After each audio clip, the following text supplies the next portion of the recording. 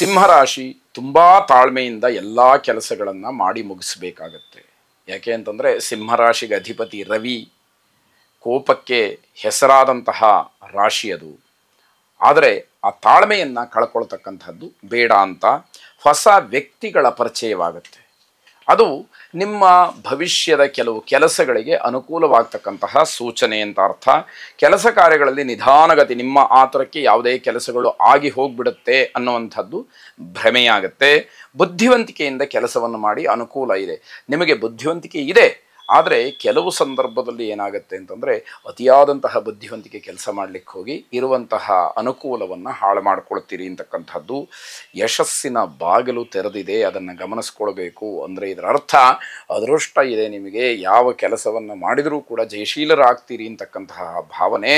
ಅದನ್ನು ಸದುಪಯೋಗ ಮಾಡಿಕೊಳ್ಳಿ, ಒಳ್ಳೆಯ ಕೆಲಸಕ್ಕೆ ಅದರ ವಿನಿಯೋಗ ಆಗಲಿ ಅಂತ ಅರ್ಥ.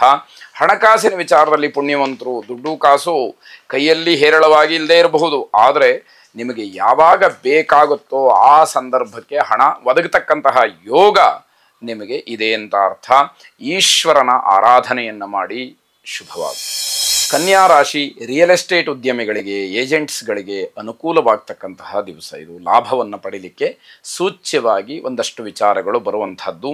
ಮನಸ್ತಾಪಕ್ಕೆ ಹಲವಾರು ಮಾರ್ಗಗಳಿದೆ. ಮಾತಾಡಿದರೂ ಕಷ್ಟ, ಆಡದೇ ಇದ್ದರೂ ಕಷ್ಟ. ಒಂದು ಮಾತಾಡಿದರೆ ಕಡಿಮೆ, ಎರಡು ಮಾತಾಡಿದರೆ ಹೆಚ್ಚು. ಹೇಗೆ ಮಾತಾಡಬೇಕು, ಹೇಗಿರಬೇಕು ಅನ್ನುವಂಥದ್ದು ವಿಧೇಯತೆಯನ್ನು ನೀವಿಲ್ಲಿ ಪ್ರದರ್ಶನ ಮಾಡಬೇಕಾಗತ್ತೆ.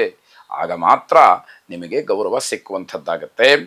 ಆಸ್ತಿಯ ವಿಚಾರದಲ್ಲಿ ಕಲಹ ಉಂಟಾಗತ್ತೆ. ರಿಯಲ್ ಎಸ್ಟೇಟನ್ನು ಉದ್ದಿಮೆಯಾಗಿ ಇಟ್ಟುಕೊಂಡಂಥವ್ರಿಗೆ ಆಸ್ತಿಯ ವಿಚಾರದಲ್ಲಿ ಕೆಲವು ದಾಖಲಾತಿಗಳು ಅಥವಾ ಸುಳ್ಳು ಮಾತುಗಳು ಇವೆಲ್ಲ ನಿಮಗಲ್ಲಿ ಮುನ್ನೆಲೆಗೆ ಬರುವಂಥದ್ದು. ಆಗ ಜಗಳಕ್ಕೆ ಅವಕಾಶಗಳಿರುತ್ತೆ.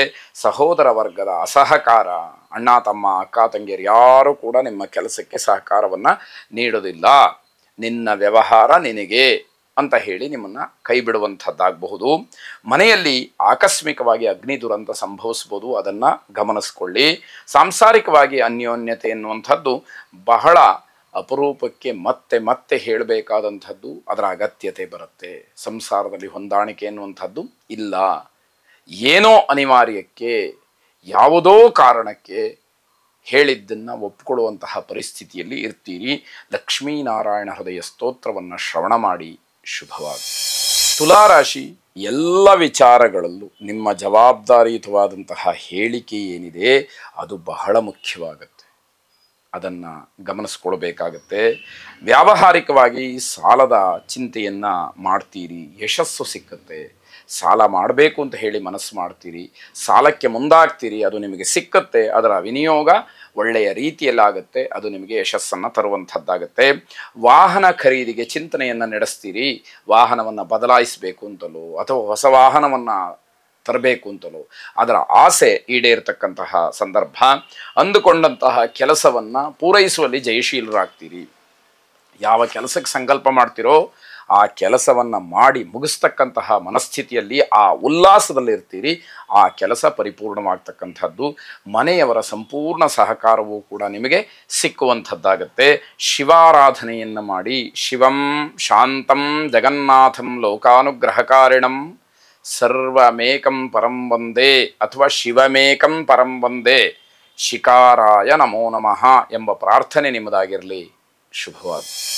ವೃಶ್ಚಿಕ ರಾಶಿ ಸುಖದ ಮನಸ್ಸಿಗೆ ಧಕ್ಕೆ ಬರ್ತಕ್ಕಂಥದ್ದು. ಅಂದರೆ ಏನೋ ಸಂತೋಷವಾಗಿರಬೇಕು ಅಂತ ಹೇಳಿ ಮಾನಸಿಕವಾಗಿ ನೀವು ಪ್ರಫುಲ್ಲರಾಗಿರ್ತೀರಿ, ಸಿದ್ಧವಾಗಿರ್ತೀರಿ. ಆದರೆ ಅಂತಹ ಸಂತೋಷಕ್ಕೋ ಸುಖಕ್ಕೋ ಯಾವುದೋ ಒಂದು ಸಣ್ಣ ಮಾತು ಅಡ್ಡಿಯಾಗ್ತಕ್ಕಂಥದ್ದಾಗ್ಬೋದು. ಮಿತ್ರರಿಂದ ಸಹಾಯ ಆಗ್ಬೋದು, ಸ್ನೇಹಿತರು ನಿಮಗೆ ಸಹಾಯವನ್ನು ಮಾಡಬಹುದು ಅಂತ ಅರ್ಥ.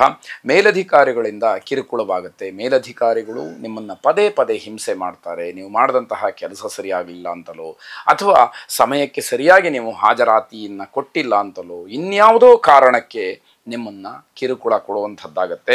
ವಿವಾಹ ವಿಚಾರದಲ್ಲಿ ಸ್ವಲ್ಪ ಅಡ್ಡಿಯಾಗತ್ತೆ, ಮಾತುಕತೆಗಳು ಬರುತ್ತೆ. ಅದನ್ನೆಲ್ಲ ತಾಳ್ಮೆಯಿಂದ ಸಹಿಸ್ಕೊಳ್ಬೇಕಾದಂಥದ್ದು. ಮನೆಯಲ್ಲಿ ಯಾವುದೇ ಕಾರಣಕ್ಕೂ ಹೊಂದಾಣಿಕೆ ಇರೋದಿಲ್ಲ. ತಂದೆ ತಾಯಿ, ಅಣ್ಣ ತಮ್ಮ, ಅಕ್ಕ ತಂಗಿ ಯಾರ ಜೊತೆಯಲ್ಲೂ ಕೂಡ ಹೊಂದಾಣಿಕೆ ಅಂತಕ್ಕಂಥದ್ದು ಇರೋದೇ ಇಲ್ಲ. ಮನಸ್ಸಿಗೆ ಏನೋ ಒಂದು ರೀತಿಯ ವೈರಾಗ್ಯ ಭಾವ ಬರುತ್ತೆ. ನಾನು ಈ ಮನೆಯಿಂದ ಹೊರಗಡೆ ಹೋಗ್ಬಿಟ್ರೆ ಸಾಕು ಅನ್ನುವಂತಹ ಭಾವನೆ ನಿಮ್ಮದಾಗಿರಬಹುದು. ನೌಕರಿಯನ್ನು ಹುಡುಕ್ತಾ ಇರತಕ್ಕಂಥವ್ರಿಗೆ ಅಸಮಾಧಾನ. ಮೊದಲೇ ಕೆಲಸ ಇಲ್ಲ, ಈ ಕೆಲಸವನ್ನು ಹುಡುಕಿ ಹುಡುಕಿ ಬೇಸತ್ತು ಯಾವುದೂ ಕೂಡ ನನಗೆ ಸರಿಯಾಗ್ತಿಲ್ಲ ಅನ್ನುವಂತಹ ಬೇಸರದಲ್ಲಿ ನೀವು ಇರ್ತೀರಿ ಅಂತಕ್ಕಂಥದ್ದು. ದುರ್ಗಾ ಪೂಜೆಯನ್ನು, ದುರ್ಗಾ ಪ್ರಾರ್ಥನೆಯನ್ನು ವಿಶೇಷವಾಗಿ ಮಾಡಿ, ದುರ್ಗಾರ್ತಿ ಶಮನಿ, ದುರ್ಗಾ ಪದ್ವಿ ನಿವಾರಿಣಿ, ದುರ್ಗಮಚ್ಛೇದಿನಿ, ದುರ್ಗಾ ಸಾಧಿನಿ, ದುರ್ಗನಾಶಿನಿ ಎಂಬತಕ್ಕಂತಹದ್ದು ನಿಮ್ಮ ಪ್ರಾರ್ಥನೆಯಾಗಿರಲಿ. ಇರತಕ್ಕಂತಹ ಆಪತ್ತುಗಳೆಲ್ಲವನ್ನ ದುರ್ಗಾ ಪರಮೇಶ್ವರಿ ದೂರ ಮಾಡಲಿ. ಶುಭವಾಗಿ.